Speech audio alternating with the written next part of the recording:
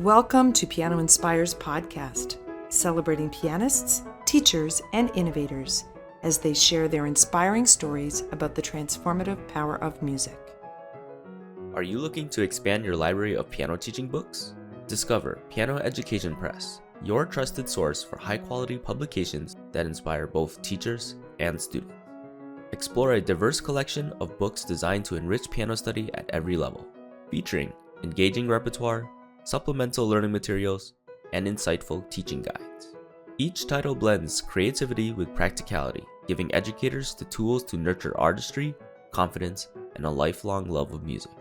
Written by leading piano pedagogues including Marvin Blickenstaff, Richard Chronister, Francis Clark, Jane McGraw, Avina Pierce, Robert Wyrick, and more, these books reflect the highest standards of excellence in piano education.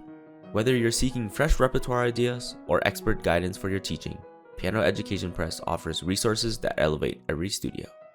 Visit pianoinspires.com/publications to browse the full catalog and inspire students today. Hello, everyone. My name is Artina McCain, and I'm one of the advisors here at the Francis Clark Center. And I'm thrilled to have Jerry Wong with us today. And if you don't know who he is, I'll read a little bit about him. Steinway artist Jerry Wong has been described by Pulitzer Prize-winning critic Martin Bernheimer as eloquent, sensitive, and a finely honed sense of style. He has performed throughout the U.S., Europe, and Asia in prestigious settings such as the Kravis Center in West Palm Beach, Opera City Hall in Tokyo, and Wild Recital Hall in New York City. His performances, recordings, and interviews have been broadcast internationally. Mr. Wong has made 3 solo recordings on the MSR Classics label. His first disc of works by Sergei Prokofiev garnered international praise. In 2018, he commemorated the 100-year passing of Debussy with a solo album entitled Of Motion and Dance, and his most recent project is titled Of Love and Longing, Piano Music of Franz Liszt. As an avid chamber musician, Wong has performed at the Joseph Gingold Chamber Music Festival, Killington Music Festival, among others. Over the span of more than a decade, he performed and taught at the Kent Blossom Music Festival in Ohio, where he appeared frequently with members of the Cleveland Orchestra. A graduate of Indiana University, Peabody Conservatory, and Manhattan School of Music, Mr. Wong's major teachers have included Menahem Pressler, Anne Shine, and Byron Janis. He was a professor of piano at Kent State University in Ohio from 2003 to 2019. And in 2019, Mr. Wong relocated to Australia, where he is an associate professor and head of keyboard at the Melbourne Conservatorium of Music. Welcome, Jerry, to the show. Thank you. Thanks for the introduction. Yeah, such a pleasure. I've been fangirling you from afar for a long time. So it's a pleasure for me to get to talk and get to know you better today, too. So let's start at the beginning. We want to know, where did you grow up? How did you get started in your musical journey? Sure. Okay. I grew up in Southern California, in Orange County, and, had a very normal childhood. My mother had studied piano, and she had mostly moved away from music, certainly in music as a career, but she used to play at home. And so that's my first exposure to the repertoire was really at home. My mother would play a fairly significant amount of repertoire every day just for pleasure while I was, sitting on the floor playing Legos or drawing or whatever. So I grew up hearing her tear through both the Opus 79 Brahms Rhapsodies and some Chopin etudes. I mean, she had, in retrospect now, she had quite a repertoire that she maintained, which is amazing. So that was really my first introduction to music, was through hearing that. Gradually, my mother taught me a few notes on the piano, gave me some sort of preliminary lessons. Most of that ended up in a bit of a fight. So, so eventually we agreed that a real teacher, a legit teacher, would be a good idea. So from there, I just went forward with music lessons. Oh, wow. Yeah. And so what was that transition like for you? We've been talking a little bit about parents who are musicians teaching their children the benefits, the minuses of that. What was that transition like when you finally were like, no, I can't study with you anymore, to going to the real teacher? Yeah. Well, I mean, obviously one benefit is that my mother saw it as a valued priority. She realized that in order to progress, I would need to be quite diligent about practicing. Mm-hmm. So that was wonderful. Invariably, of course, sometimes, if the parent is trained, they may have some different ideas from the teacher. So once in a while, there was a little bit of friction there. I think where my mother was trying to offer additional advice. Maybe I was caught somewhat in the middle, but we navigated. Yeah, okay. We managed. Very good. Okay, so let's continue. So what made you want to continue the path beyond just taking lessons because your mom had inspired you to actually, I want to do this as a career? Yeah, I mean, even at that time, and I'm sure it's probably even more so now, but at that time in Orange County, California, there were lots of little festivals and competitions. Mm-hmm. And so I had good opportunities to perform, usually a piece or a couple of pieces in some sort of festival. And so I was always working towards something that was very useful. My teacher at that time, Lucille Straub, she just passed away about a year or so ago. She was in her early 90s. But she used to have at least monthly classes at her home, and every student would have to play for each other. And so that was, beneficial for sure. Mm-hmm. So I think I got the bug a little bit that I liked performing, I liked music, and it went from there. You go to summer festivals, you meet other students who want to do the same thing, and it can be inspiring. So that was the path. Oh, so then you had this wonderful teacher, and then what led you to pursue it in college? Like, where did you go next after that? Yeah, I mean, there wasn't. I'm sure I could be a much better academic student now if I went back. Oh yeah, no. But at that time in high school, there wasn't much that grabbed my attention. Oh, okay. And so I sort of was becoming more and more one-dimensional in my interests. I did pretty well in English, and I liked to write and read.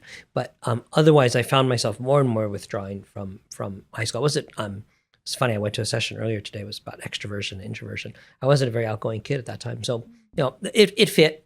And I think that the general advice from my teacher and my parents was that I should pursue music as my major, at least, see where it would go. Oh, I see. So they kind of pushed you into it. Oh yeah, there was a gentle nudge. Oh, Yeah, there was interestingly enough, my Mm-hmm. father was in business, and my father sometimes would say to me, you can go forward, and if it doesn't work out, then you can come and work for me. He had a kind of a company that he thought I could, do well with, and ultimately I never went that pathway. But I think he thought, well, I've got a backup plan for you if it doesn't work out.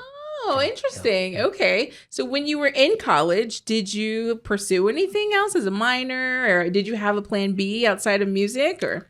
Oh, I think, no. In terms of studies, it was really, as you mentioned, I went to Indiana University. I studied with Menahem Pressler. He didn't have a lot of undergraduate students at that time, mostly graduate students, and the expectation level was daunting to me at that time. I mean, I was just this itty-bitty kid. And so I think I was quite concerned about preparing for lessons. And so, again, I didn't take as much advantage possibly of the other subjects that were available to me at that time. But anyway, I got a lot from the music studies there. It's a beautiful school. Well, tell us we like to talk about career journeys. So tell us, how'd you end up with your first job at Kent State? I mean, I thought it would be quite interesting to be in academia. I always did. And so I was finishing, I should say, my doctoral studies at Manhattan School of Music. And I had a first position at Humboldt State University, which is in Northern California. I taught there 1 year. And then I had another position at Ithaca College, which I liked very much. But the job track, the teaching duties were somewhat limited. So I wasn't able to do quite the things I was more interested in. So I left there after 1 year, although I was very, very happy there. It was a very wonderful place. And then I went to Kent State. That was a tenure track job. It was first of the three that was tenure track. And then it just went from there. And I really felt that, as you mentioned, I was at Kent State for almost 16 years. And I felt we grew the program really well. I saw a lot of wonderful things happen during that time. I reflect on that period of my life with great fondness. Well, tell us about, before we get to the now, tell us about something that you were fond of doing, a musical project that really inspired you during that time. Yeah, well, it's interesting because the things that I look back on as perks now, it's in part because the current position that I have is also wonderful and stimulating in all kinds of different ways. But it's a much larger school. It's a large program, and so I because I'm the kind of what is equivalent of chair of piano there, I have to oversee a lot of things, and so there isn't quite as much time for certain individual projects. But at Kent State, I could grow certain ideas. So we had a recital series that happened. I think it still does happen, but every Sunday. Not every Sunday, sorry, certain Sundays during the year. And there was a pedagogy kind of workshop that we did during the year. There was a pre-college summer program that was 10 days long that we did for maybe 10 years in there. And so each of those things, the parts that we grew even outside of the normal curriculum, I think that those were really rewarding. Yeah. And then obviously you are an esteemed performer as well. So what are some of the repertoire things that you like to do? Do you have a particular project that you did during that time or something that really motivated you as an artist? It's interesting because, an academic career and a performing career, it can feel at times that they might be at odds with each other, but also they sort of inform each other. And what's fascinating is that when I arrived at Kent State, there was a model for recording your research output or your creative activity, and it sort of put a little bit of like a higher point value, so to speak, on things like commissioning new works, premiering new works, recording projects, and then if you played traditional repertoire in solo recitals or chamber music, it fell into another category. You could record that, but it didn't fall into that higher category. Interestingly enough. And then they did away with that system after a few years, like all these institutions that as you well know, the tides change and they start doing something different. So that then at that point, I think I had a chance to really just focus on standard literature, lots of chamber music and solo recitals. And but now that I'm in Australia, we have a system, and I don't see it changing. We have a system that records the research in a very similar way to what I experienced in the early years at Kent State. Oh, yeah. And so, if you played let's say you and I played a forehand program of Schubert and Brahms together, it would be recorded in your yearly sort of portfolio, but it wouldn't fall into that higher category of, what we call like a research output in Australia. So I'm going through that again now. And what I would say is that it's kept me young because I'm now having to learn lots of new repertoire and lots of very unfamiliar repertoire. And so, and lots of Australian music. And so, yeah, I've had a kind of a second act, so to speak. Oh, that's awesome. Well, let's talk about moving to the second act, what the interlude was like. So I'm sure, there might be people either coming into this country or leaving this country or like, oh, what would it be like to teach in another country? And even what that transition is like for you culturally and personally. So what was that like going from Ohio to Australia? Oh, look, it was very daunting. I'd moved around in the U.S. quite a bit. I changed schools at each degree. I had all those, various jobs that I mentioned, but I traveled overseas, but I never lived overseas. And at the time that the job was offered to me, my wife and I had two small children, ages 6 and 3.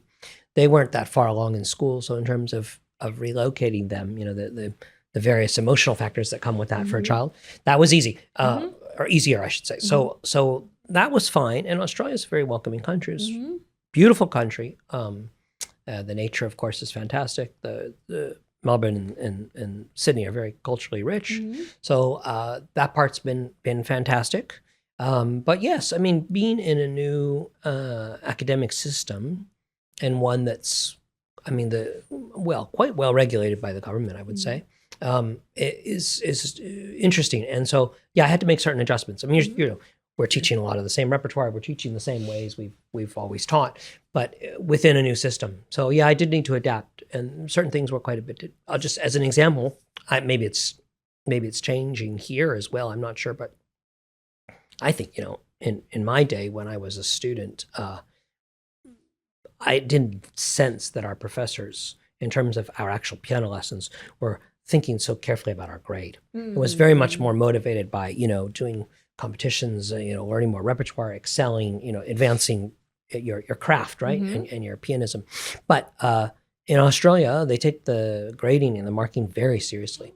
So when students do their exams or juries, right, at the end of the semester, they're not examined by their own teachers, and they're given this very objective mark. And so it's not like a mark that says, oh, you've improved, or you've done well, or you finally mastered the phrasing of that piece. No, it's just like, this is how it sounded today. This is your mark. So it resembles, in that sense, more of a piano competition in a way. Like, these are your scores as of today. And I think that in one sense that has great value. In another sense, I think that it can lead students to fixate more on their grades, or that we say mark in Australia. They fixate more on their marks than I would prefer. Yeah. And I've tried to gradually, gently change that culture, but it's very inundated in the school, but also in the environment more broadly throughout the country. Well, tell us about Australia. Why Australia? Of all the places you could have gone, how did that particular It's a really funny story. I had just gotten my last promotion at Kent State. I was a full professor. Everything was going very well. I thought I'd stay until retirement. And I saw this position listed. We don't see a lot of overseas jobs listed in our CMS, right, College of Music Society. So I thought, oh, this is interesting. I wonder if they're looking to recruit someone from North America. And at that time, the University of Melbourne and the Conservatorium of Music had a big push to recruit North American faculty and academics. And I think that has now also, that tide has shifted a bit. But at that time, there was some interest. So I thought, okay, I'll just apply for this job. It'd be interesting to see what happens. And then when it was offered to me, it was kind of this, jaw-dropping moment. Oh my gosh, did we really go? It's going to be a big move. But one of the factors that really drew me to the places that the Conservatorium had a brand new building, really amazing building, and it's right in the arts district. So from my office, I can see the National Gallery of Victoria. Wow. I can see the State Theatre, and it's just anything to do with the arts is right there in this one hub, and so that was very, very appealing. And the student numbers at the school were very good. There were a lot of students, and they seemed very stable. So in terms of that atmosphere, that was great. And beyond that, look, it was just like a lot of speed reading about Australia to get caught up. And really, I would say, to you and the viewers, please come and visit, because it's a lot of times people will say to me, is it scary with the snakes and the spiders? Oh, wow. People always ask me, is it scary with the snakes and spiders? And I said, well, I never see the snakes. I never see the spiders. Really? Because we think they're there. That's right. But, in Melbourne, I said, no, it's just a lot of cafes and Thai restaurants and good wine bars. So come visit. It's very cosmopolitan where I think in the back in the middle of the country, there's some uninhabitable areas. And so, that's what people are referring to. But in the cities and in Sydney as well, you won't see any of that. Oh, amazing. Wonderful place. Yeah.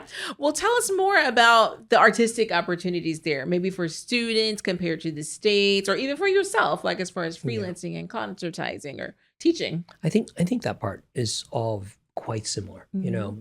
Graduates of mine, they work at community music schools. They make concerts happen for themselves at churches and different sort of recital series in town.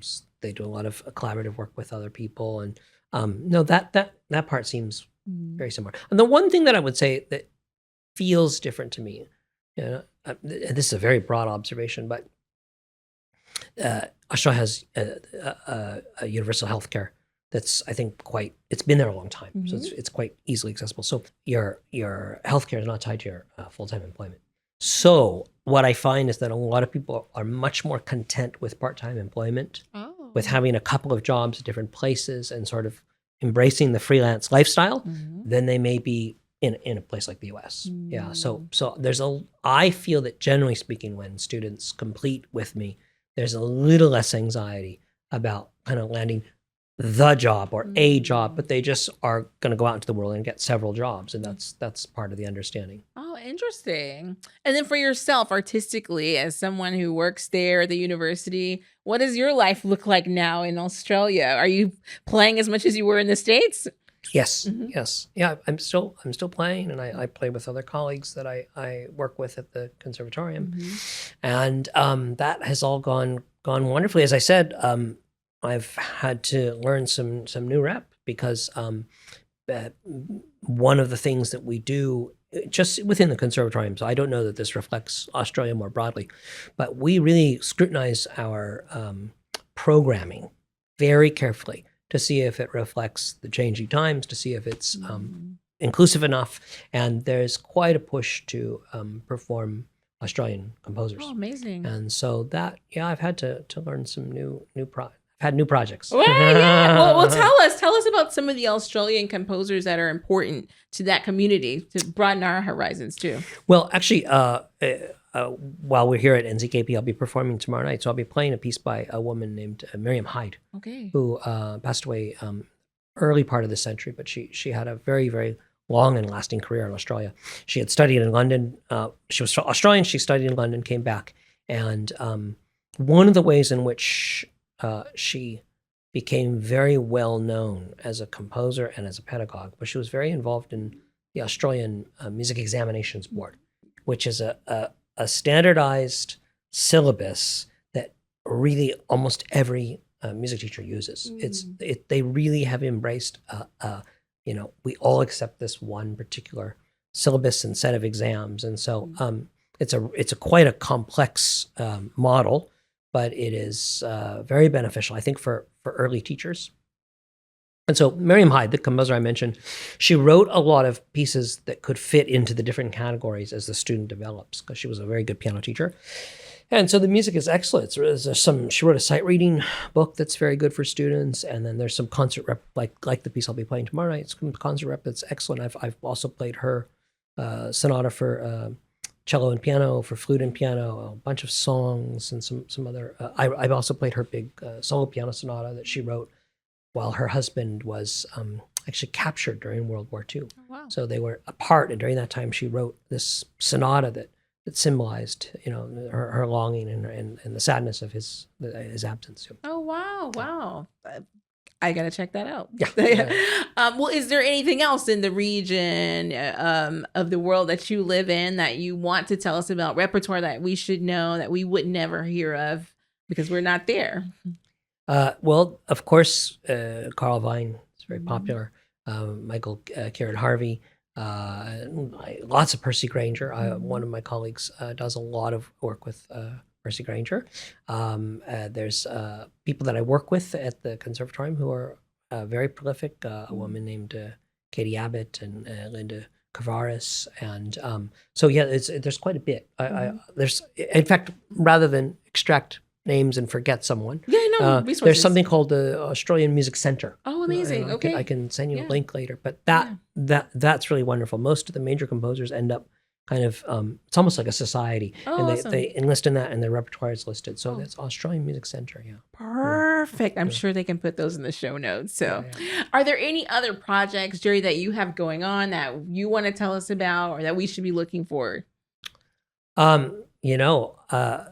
I'm just moving from day to day. Okay. I understand that. And there are some other concerts and some performances, later in the year and next year. But no, look, we go. What I would say from the journey from one country to the other is that you find ways to keep going in this career, right? To stay stimulated, and so that's what it's been for me. Oh, that's awesome. Well, to our listeners, if you have the opportunity, you should take it. It looks like it's working out well for you. So the last question we like to ask everyone is, how does piano inspire you? Oh, it's so interesting because, and I've spoken to other colleagues who I think feel the same way. When you're younger, I think a lot of times the instrument feels, in some ways, like a duty. You feel beholden to the instrument. I got to practice. I got to do these things, and of course you enjoy. Of course you love it, and you're tearing into the scores to learn the repertoire, and it's an exciting time. But there is, at least there was for me, maybe a slightly more tortured element because I've got to practice. I've got to, and what would it be like to be a more quote normal kid and go out and do sports and other things and go off and hang out with my friends. But what's so interesting now is that for me personally, because life is so busy and I have a family and all this, when I have time to practice and then rehearse or play recitals, it's so rewarding. You really appreciate it each time because you really realize how much you value it. And what it is more broadly, I think, is it's still very much, even with how modernized we are now, it's a symbol of sort of this home instrument. You know, you still see piano sales, you still see people buying pianos, getting lessons for their children, and it's its own language, it's its own communication tool. And so I think that there are lots of reasons to feel concerned about the future, but I don't about the piano. I think it has a very bright future. Yeah, that's awesome. You make me want to go to Australia now. I've never been over there, so put it on my list of things to do. We'd love to welcome you. Thank you so much for this interview. Thank you for inspiring us. Thank you for what you've done for this community. A pleasure. Oh, great to be here. Thank you.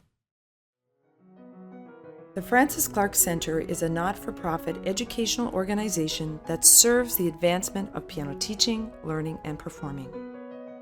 Divisions include Piano Magazine, Piano Inspires Kids, Journal for Piano Research, National Conference on Keyboard Pedagogy, the New School for Music Study, Piano Education Press, International Online Teacher Education, and Piano Inspires Online Community Hub. Please visit us at pianoinspires.com to learn more about our impactful work and inspiring community.